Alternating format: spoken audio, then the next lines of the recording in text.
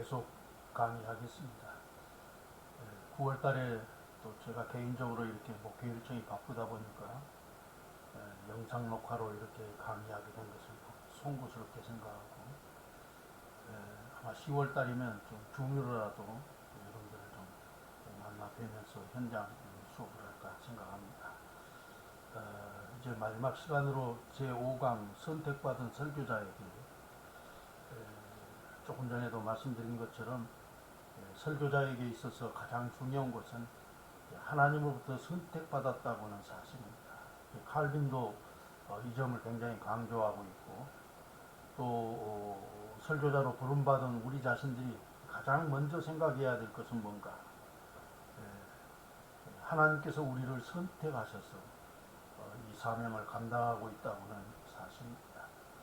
그런데 예수님께서 이제 자신의 사역을 감당할 제자들을 뽑으실 때 무슨 스펙이 좋다든지 또 여러 가지 사회 경험이 많다든지 또 지식이 출중하다든지 그런 것들을 보지 않는 쉽게 어디서나 만날 수도 있고 접할 수 있는 아주 평범한 사람들을 들어서 제자 삼으셨다고는 사실입니다. 그래서 이 평범한 사람들을 훈련을 잘 시켜서 비범한 사람이 되게 하셨고 또 비범한 세계 복음화의 주역으로서 일할 수 있도록 역사하셨다 하는 점들을 생각할 때 우리가 좀 부름받았고 또 선지학교를 통해서 잘 연단받고 훈련하고 그렇게 해서 하나님께서 세계 복음화를 이루는 일에 우리 자신들을 귀중하게 사용하실 수 있도록 잘 훈련받는다고 하는 것이 얼마나 귀한가 생각하는 시간이 되었으면 좋겠습니다. 이 소명이라고 하는 것은 굉장히 중요합니다.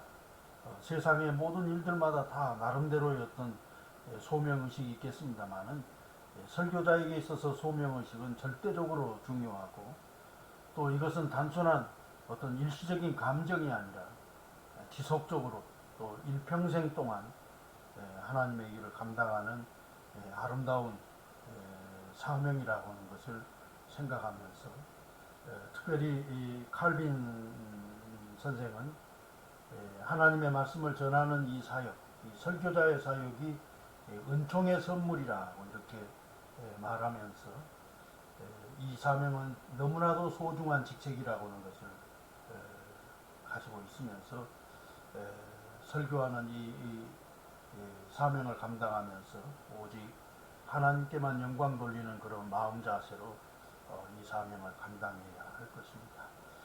특별히 칼빈은 자신의 소명에 대해서 이런 그 경험을 이야기하고 있는데 나는 보았습니다. 마치 빛이 내 위에 막 쏟아져 비치는 것 같이 나는 내가 지금까지 얼마나 과오 돼지우리에서 뒹굴고 있었는가를 그리고 내가 얼마나 부정하고 더러워졌는가를 밝히 보았습니다. 내가 빠져 떨어진 그 비참한 상태에 대한 나의 두렵고 떨리는 심정, 영원한 죽음의 절망에 대한 더 무서운 위협, 이런 것 때문에 나는 한 시간도 참을 수가 없었습니다. 그리하여 즉시로 나는 당신이 지시하시는 길을 걷게 되었습니다. 많은 통곡의 눈물로 나의 과거를 저주하면서 나는 떠났습니다. 특별히 또 칼빈과 같은 마음으로 이 18세기 영국의 부흥운동을 주도했던 그 웨슬레라고 하는 그런 사람도 당시에 이 영국 교회가 얼마나 타락했던지 목회자는 하나님의 거룩한 처소인 교회에서 이렇게 뵈야 되는데 오히려 이 교회 목사들을 선술집에서 만나기가 더 쉬웠다고 할 만큼 그렇게 영적으로 굉장히 타락한 그런 시대에 이 웨슬레도 자기의 어떤 소명을 받던 그 경험에 대해서 이런 고백을 하게 되는데 어느 날 저녁이었다. 나는 덤덤한 심정으로 알더게이트 가에서 열린 모라비안 모임에 갔었다. 그때 누구인가 루터의 로마서 서문을 읽고 있었다. 8시 45분쯤 인간의 진정한 변화는 하나님께서 그리스도 안에서 갖게 된 믿음을 통하여 이루어 주신다는 설명을 그가 하고 있었다. 그때 나는 나의 심장이 뜨거워짐을 느꼈다. 그때야 내가 그리스도를 나의 구원의 주님으로 신뢰하게 되었다. 그분만이 세상 죄를 나의 구체적인 죄까지 담당하셔서 나를 죄로부터 해방시켜 주심을 확신하게 되었다. 죄와 죽음으로부터 나를 구원하셨음을 나는 확신하게 되었다. 이런 강한 하나님의 부르심을 깨닫고 이제 목회자로서 새로운 마음으로 이렇게 귀하게 쓰임받게 되는데, 우리 선지학도들은 먼저 내가 하나님부터 부름받은 이 소명의식을 확인하면서 이것을 중심으로 해서 이 설교자의 사명을 우리가 다시 한번 가다듬는다고 하는 것도 굉장히 중요하고, 또 비단 칼빈이나 웨슬레 외에도 수많은 사람들이 소명에 대한 여러 경험들을 고백하는 것을 보게 되는데요. 책 81페이지 보게 되면 한국교회 초기 목사님들이 받았던 소명에 대한 교육의 내용들 몇 가지로 이렇게 요약해 놨는데, 먼저 목사가 되기 위하여 하나님의 소명을 받았는지, 받았으면 어떻게 그 소명을 입증할 수 있는가라는 질문을 던진다. 둘째, 소명은 삶의 일터에서 찾는 것과는 달리 임의로 드나들 수 없는 하나님의 명령으로 어떤 시험이나 위험이나 곤란에 직면해도 소명을 따르는 일념만이 있을 뿐이다. 셋째, 소명은 하나님의 정권이기에 인간이 논할 성질의 것이 아니며, 참된 소명은 단순한 인간에 의한 감동의 단계를 넘어 성령님의 직접적인 역사 아래서 이루어진다. 구약의 선지자들과 신약의 사도들을 어떻게 부르셨는지를 유의해야 된다. 넷째, 소명을 받은 자는 하나님의 공사, 종이라 칭하게 되고, 자신을 택하여 세운 하나님의 뜻을 따라 그 말씀만을 전해야 한다. 목사들이 기초적으로 알아야 될 그 제반상을 열거했던 목사 지법이라고 하는 그 책에 나오는 내용을 정리했는데, 먼저 하여튼 우리 신학도들은 자신이 설교자로서 분명한 하나님의 부르심이 있었는가 하는 이 소명의식을 바로 잘 세운다고 하는 것이 얼마나 중요한가. 사실 결혼하는 것들도 가만히 우리가 보게 되면은 상대방 조건이 좋아서 선택한 것도 아니고, 또 조건이 나빠도 끌리는 사람이 있지 않습니까?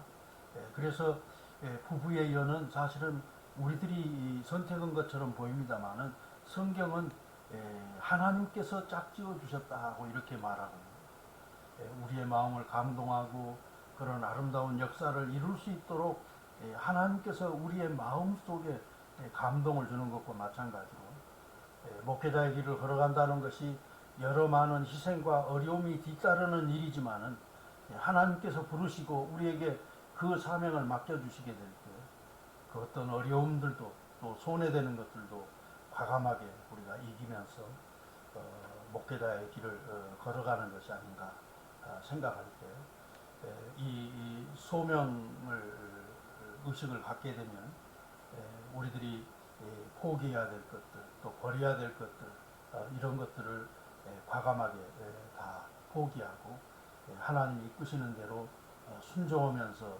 나아간다 하는 것이죠. 또 소명의식을 우리가 이제 가다듬고 또 이 확인되어지게 되면 철저하게 잘 준비해서 하나님 앞에 헌신한다고 하는 것이 얼마나 중요한가.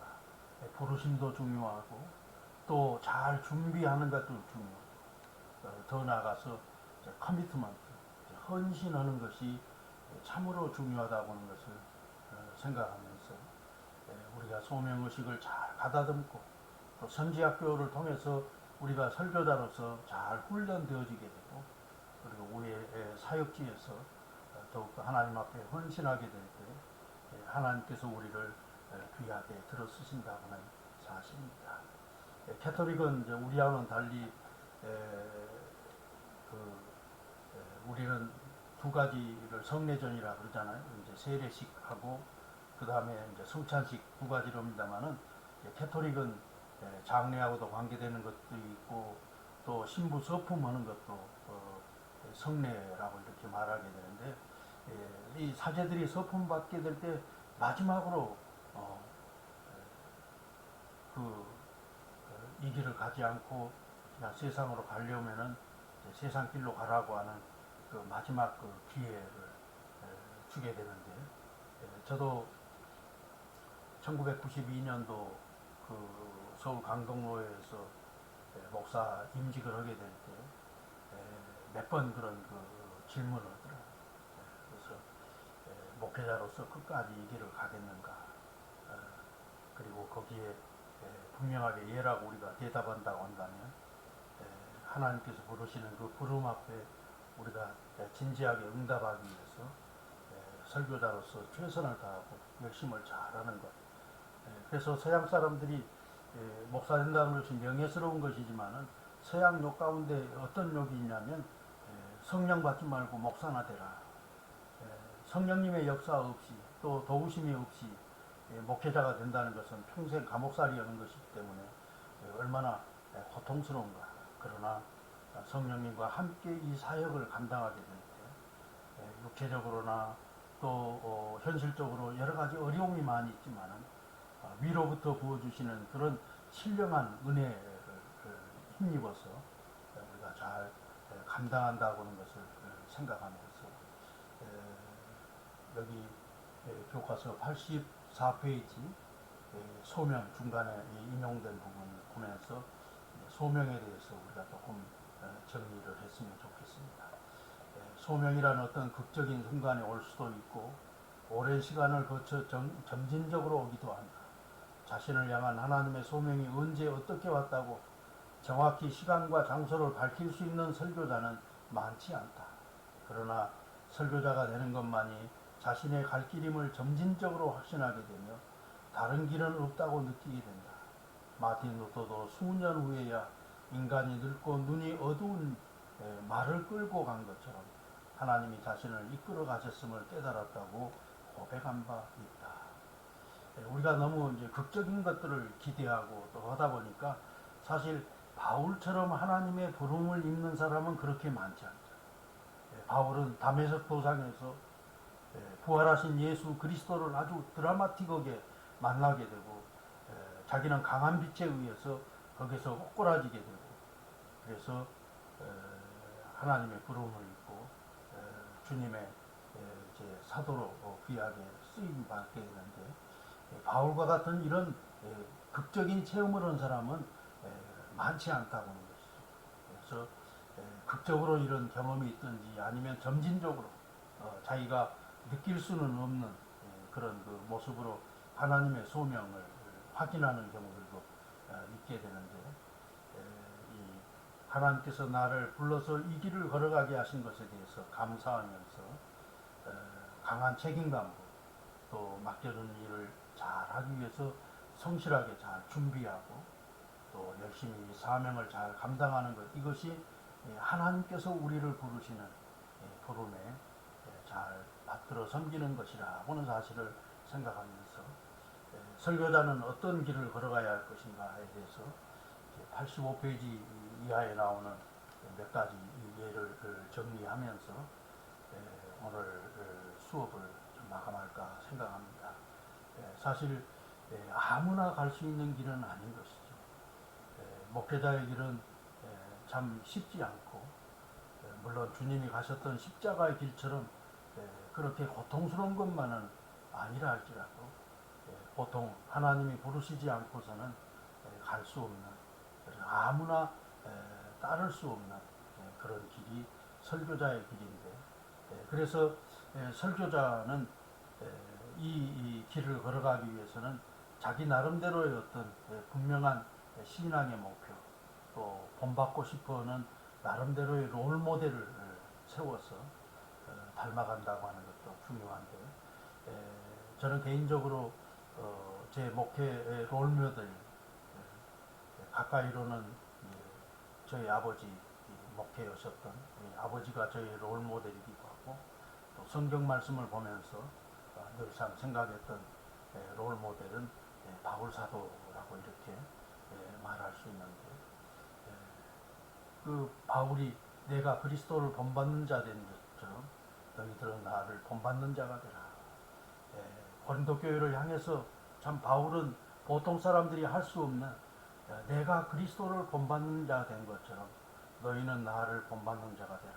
참 대단한 그런 그 선언을 하게 되는데 오늘 특별히 이 책을 정리하면서 우리가 설교자로서 준비하고 걸어가야 될 몇 가지 이 면들을 생각하는데 첫째로는 목회자는 하나님과 영적으로 늘 교통하는 그런 삶이 필요하다 하는 것입니다. 물론 설교가 사람들 간의 소통도 하고 또 사람들 간의 좋은 관계를 유지하는 것도 중요하지만은 이것 선행해서 해야 될 것은 하나님과 영적으로 교통하는 것이 더 우선적인 일이라고는 사실입니다. 나를 부르신 하나님, 나에 대해서 기대하시는 하나님, 또 어떤 계획을 갖고 계십니까? 그 하나님의 뜻을 우리가 늘 확인하면서 신앙생활한다고 하는 것은 굉장히 중요한 것이고 또 목회자로서 가장 이 준비의 가장 기본이 되고 또 가장 우선되는 일은 영적으로 경건한 삶을 사는 것이죠. 그렇게 해서 부단히 하나님과 교제하면서 하나님으로부터 귀한 능력도 공급받고 또 신령한 하나님의 뜻을 깨달으면서 이 사명을 잘 감당한다고 하는 것이 얼마나 필요한가. 저는 개인적으로 이제 음악을 좀 좋아하기 때문에 음악을 들으면서 가끔 느낍니다만 저렇게 어떤 그 대곡을 저렇게 작곡할 수 있었을까 생각해 볼 때 사실 음악 작곡가들 또 나름대로 이렇게 악상이 떠오를 때가 있죠. 또 이렇게 길을 가든지 어떤 일들을 하게 될 때 그 강하게 이렇게 들려오는 그런 그 악상을 잘 정리를 해서 또 그것을 기초로 해가지고 대곡을 만드는 것이죠. 그래서 제가 개인적으로 이렇게 좀 정리해 본다면 작곡가들은 자기가 들은 것만큼 작곡할 수 있는 것이고 미술가는 자기가 보는 것만큼 그림을 그릴 수 있는 것이죠. 또 조각가라고 한다면 그냥 돌멩이만 보는 것이 아니라 돌멩이 속에서 자기가 꿈꾸는 그런 아름다운 그런 예술 작품의 그 모양이 있잖아요. 그 모양을 만드는 것이고 설교자는 은혜를 깨닫는 것만큼 하나님의 말씀을 선포하게 되는데 야곱 강변에서 이제 야곱 사느냐 죽느냐 이런 기로에서 정말로 이제 자기의 생명을 내걸어서 천사와 영적으로 크게 씨름하게 되는데 여기에서 이제 그의 모든 것들이 다 바뀌는 것과 마찬가지로 목회자는 영적인 씨름, 하나님의 말씀을 붙들고 이런 깊은 고뇌의 밤을 지새면서 하나님의 말씀과 이렇게 씨름하면서 깨달은 그 말씀을 성도들에게 들려주게 될 때 거기에 놀라운 역사가 일어난다고는 사실을 기억해야 할 것입니다. 또 우리가 목회자로서 또 한 가지 좀 생각해야 될 것은 뭔가 이 영성의 극치는 사랑이라고 하는 것이죠. 결국 설교의 가장 핵심은 하나님의 사랑 그리고 이웃 사랑 이 사랑의 사람이 되도록 하나님의 말씀을 이제 보는 눈과 또 듣는 귀가 열려져야 한다 하는 것을 보면서 이 베드로 사도는 우리에게 얘기할 때 제일 처음에 믿음의 덕의 지식을, 지식의 절제를, 절제의 인내를, 인내의 경건을, 경건의 형제 우애를, 형제 우애의 사랑을 더하라.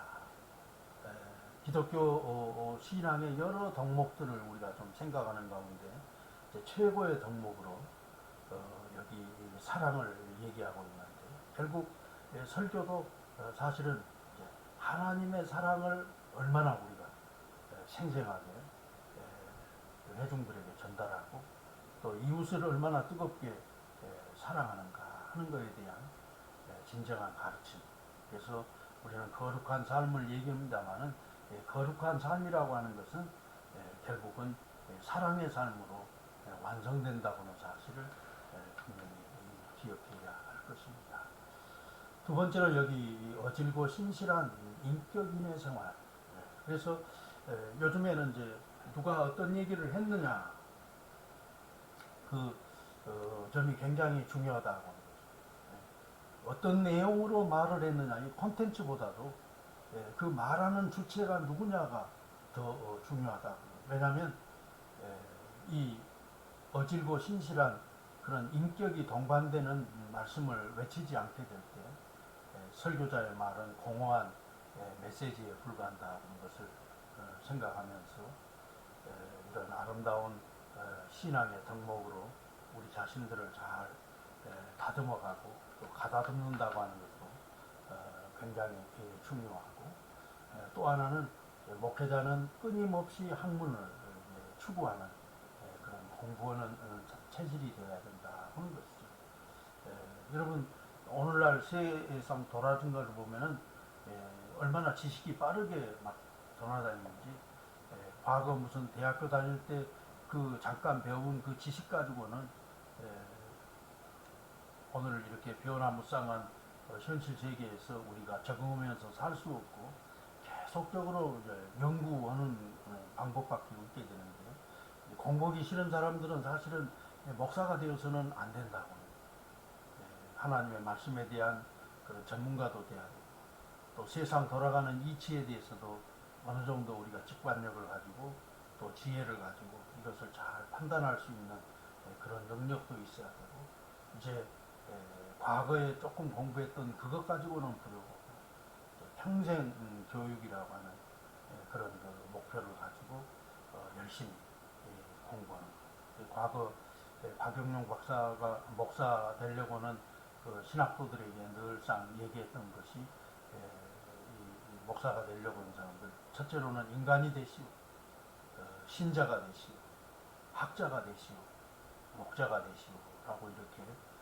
말한 바가 있는데 가장 기본적으로 인간으로서 바른 인격을 가지고 또 상식적인 그런 사람으로서 역할을 잘 하게 될 때, 그리고 학자로서의 어떤 전문성이 이제 겸비되어지게 될 때, 목사의 사명을 잘 감당할 수 있다는 것을 기억해야 돼요. 또 하나는 이제 목회라고 하는 것 자체가 굉장히 긴장되는 것이고, 또 감정의 기복이 굉장히 큰 그 직책 가운데 하나입니다. 그래서 사실은 슬픔이 있고 또 그 아픔이 있는 장례식을 치르고 또 금방 또 기쁨에 또 예배를 인도하는 것이 목사 직책이다 보니까 감정의 기복이 이렇게 심할 때 이게 사실은 굉장한 충격으로 이렇게 와닿을 수 있고 또 생각 밖에 말씀을 준비해서 또 이 전달하기까지 이 설교 사역이라고 하는 것이 만만치 않은 아주 과중한 업무이기 때문에 목회자는 건강 관리를 잘 해야 한다는 것입니다. 먹는 것도 목회자는 건강을 잘 생각하고 목회 사역을 잘 감당하기 위해서 자기 관리가 좀 필요하고 또 먹는 것뿐만 아니라 적절하게 운동도 위해서 건강을 유지한다고 하는 것이 얼마나 중요한가. 언젠가 그 세계적인 소프라노 조수미 인터뷰하는 얘기를 들어보니까 자기는 이렇게 에어컨 바람을 쐬지 않는다. 여러분 더울 때 시원한 에어컨 바람 쐬고 싶은 사람들이 얼마나 많습니까. 또 그러지 않게 되면 얼마나 또 힘듭니까. 그런데도 불구하고 자칫 잘못해가지고 감기가 든다든지 또 목소리가 이렇게 탁해지게 되면 공연을 할 수 없기 때문에 공연을 위해서 자기의 모든 삶을 다 거기에 맞춘다는 거죠. 목회자도 사실은 이 건강이라는 것이 단순히 개인적인 어떤 그 삶의 질을 위해서가 아니라 설교 사역을 잘 감당하기 위해서는 목회자가 강단에 설 때 영적으로든 육체적으로든 최상의 상태에서 말씀을 전하는 것이 중요한데 그런 면에서 생각할 때 건강 관리를 잘한다고 하는 것이 또 얼마나 중요한가. 그리고 이제 마지막으로 한 가지 더 생각할 것은 목회자라고 그러지만은 또 나름대로 일을 하다 보면은 또 스트레스도 쌓일 수도 있고 그렇기 때문에 적절한 취미생활도 필요하게 되는데 물론 취미생활이 이렇게 도가 지나쳐가지고 시간을 너무 많이 빼앗긴다든지 또 설교 사역하는 데 있어서 적절하지 못한 그런 조금 낭비적인 요인들이 있다든지 그것은 우리가 좀 주의해야 되지만은 적절하게 스트레스를 잘 해소하면서 가장 좋은 상태에서 하나님의 말씀을 전할 수 있는 그런 그 건전한 취미생활 한다고 하는 것들도 굉장히 중요한 일이라고 생각하면서 이것은 뭐 남이 우리에게 해주는 것이 아니라 우리들이 좋은 습관을 이렇게 길들여서 하나님께서 맡겨준 이 사명을 최선을 다해서 잘할 수 있도록 자신을 잘 관리한다고 하는 것도 굉장히 중요한 일이라고 생각하면서 오늘 이제 3시간에 걸쳐서 짤막하게 말씀을 드렸습니다만 오늘 이 말씀을 깊이 되새기면서 우리 신학도로서 또 하나님으로부터 내가 부름받은 그 소명을 다시 한번 새롭게 확인하는 그런 시간이 되었으면 좋겠고 또 계획을 잘 세워서 이제 나에게 주어지는 모든 그런 시간과 또 은사를 가지고 얼마나 우리가 적절하게 잘 훈련을 해서 이 시대에 하나님께서 분부하신 이 사명을 잘 감당하기 위해 최선을 다하는 그런 설교자로